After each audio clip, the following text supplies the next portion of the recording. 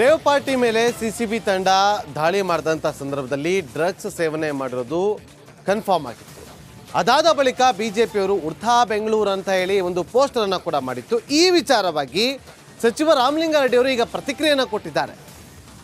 ಉಡ್ತಾ ಬೆಂಗಳೂರು ಆಗೋದಕ್ಕೆ ಕಾರಣ ಬಿಜೆಪಿಯ ಆಡಳಿತ ವಿಚಾರವಾಗಿ ಅಂತೇಳಿ.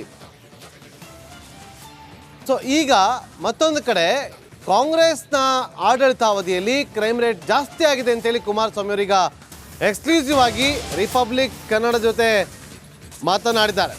ಸರ್ಕಾರದ ವಿರುದ್ಧ ಕುಮಾರಸ್ವಾಮಿ ವಾಗ್ದಾಳಿಯನ್ನು ನಡೆಸಿದ್ದು ರಿಪಬ್ಲಿಕ್ ಕನ್ನಡಕ್ಕೆ ಕುಮಾರಸ್ವಾಮಿ ಅವರು ಎಕ್ಸ್ಕ್ಲೂಸಿವ್ ಆಗಿ ಮಾತನಾಡಿದ್ದಾರೆ.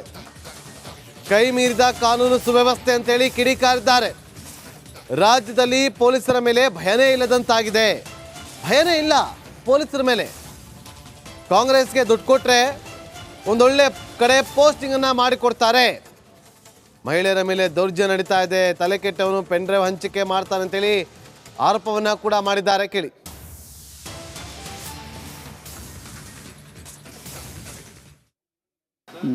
ನ್ಯಾಷನಲ್ ಕ್ರೈಮ್ ರಿಪೋರ್ಟ್ ಒಂದೇ ಅಲ್ಲ, ರಾಜ್ಯದಲ್ಲಿ ಪ್ರತಿದಿನ ಒಂದಲ್ಲ ಒಂದು ಭಾಗದಲ್ಲಿ ಇವತ್ತು ಕಾಲೇಜ್ಗಳಿಗೆ ಹೋಗ್ತಕ್ಕಂಥ ಹೆಣ್ಣು ಮಕ್ಕಳ ಮೇಲೆ ಇರ್ಬೋದು, ಅಲ್ಲಿಂದ ಹಲವಾರು ಕುಟುಂಬದ ಸಮಸ್ಯೆಗಳು ಒಂದು ಕಡೆ, ಮತ್ತು ಈ ಸರ್ಕಾರ ಬಂದ ನಂತರ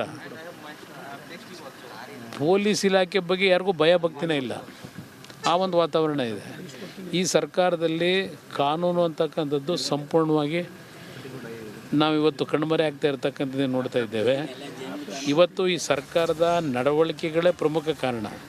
ಈ ಸರ್ಕಾರ ಅಧಿಕಾರಕ್ಕೆ ಬಂದ ದಿನದಿಂದ ಪೊಲೀಸ್ ಇಲಾಖೆಯನ್ನು ಯಾವ ರೀತಿ ದುರ್ಬಳಕೆ ಮಾಡ್ಕೊಂಡಿದ್ದಾರೆ ಮತ್ತು ಆ ಇಲಾಖೆಯ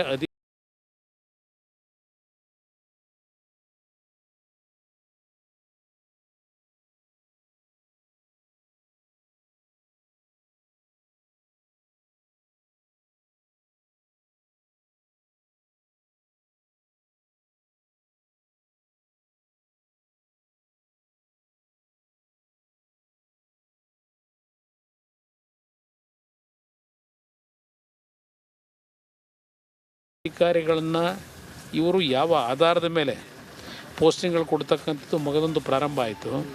ಇವತ್ತು ಅಧಿಕಾರಿಗಳೀಗ ನಿನ್ನೆ ದಿನ ನಮ್ಮ ಚನ್ನಗಿರಿನಲ್ಲೇ ಅವನು ಪ್ರತಿ ತಿಂಗಳು 4 ರಿಂದ 4.5 ಲಕ್ಷ ಹಫ್ತಾ ಕೊಡ್ತಾ ಇದ್ದ ಅಂತಕ್ಕಂಥದ್ದು ಆ ಮೃತ ಆಗಿರ್ತಕ್ಕಂಥ ವ್ಯಕ್ತಿ ಹೆಂಡ್ತಿನೇ ಹೇಳಿದ್ದಾಳೆ.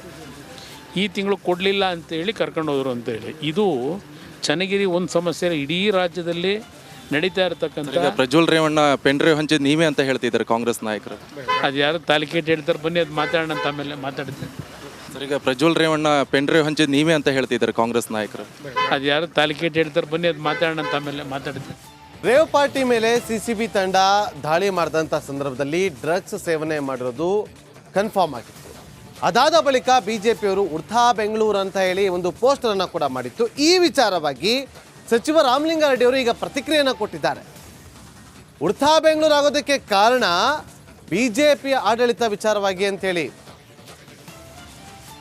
ಸೊ ಈಗ ಮತ್ತೊಂದು ಕಡೆ ಕಾಂಗ್ರೆಸ್ನ ಆಡಳಿತಾವಧಿಯಲ್ಲಿ ಕ್ರೈಮ್ ರೇಟ್ ಜಾಸ್ತಿ ಆಗಿದೆ ಅಂತೇಳಿ ಕುಮಾರಸ್ವಾಮಿ ಅವರೀಗ ಎಕ್ಸ್ಕ್ಲೂಸಿವ್ ಆಗಿ ರಿಪಬ್ಲಿಕ್ ಕನ್ನಡ ಜೊತೆ ಮಾತನಾಡಿದ್ದಾರೆ.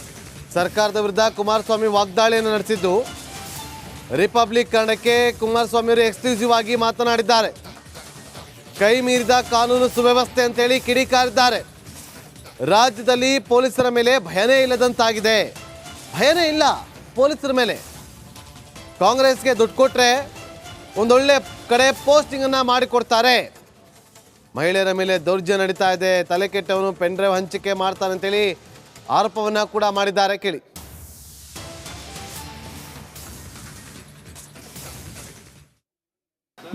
ನ್ಯಾಷನಲ್ ಕ್ರೈಮ್ ರಿಪೋರ್ಟ್ ಒಂದೇ ಅಲ್ಲ, ರಾಜ್ಯದಲ್ಲಿ ಪ್ರತಿದಿನ ಒಂದಲ್ಲ ಒಂದು ಭಾಗದಲ್ಲಿ ಇವತ್ತು ಕಾಲೇಜ್ಗಳಿಗೆ ಹೋಗ್ತಕ್ಕಂಥ ಹೆಣ್ಣು ಮಕ್ಕಳ ಮೇಲೆ ಇರ್ಬೋದು, ಅಲ್ಲಿಂದ ಹಲವಾರು ಕುಟುಂಬದ ಸಮಸ್ಯೆಗಳು ಒಂದು ಕಡೆ, ಮತ್ತು ಈ ಸರ್ಕಾರ ಬಂದ ನಂತರ